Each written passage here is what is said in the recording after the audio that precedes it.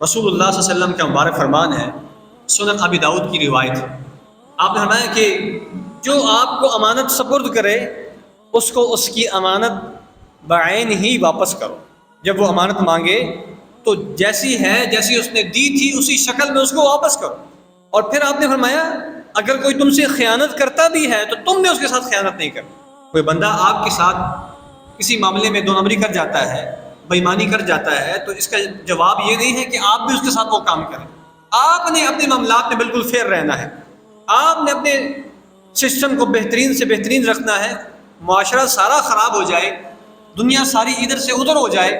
اس کا آپ کی ذات پر، میری ذات پر کوئی اثر نہیں ہونا چاہیے، کیونکہ آج لوگوں کے پاس یہ بہت بڑا بہانہ ہے، لوگوں کے پاس یہ ایک بہت بڑا بہانہ ہے۔ ہر بندہ یہ بات کہتا ہے جی او جی پاکستان ہے جی،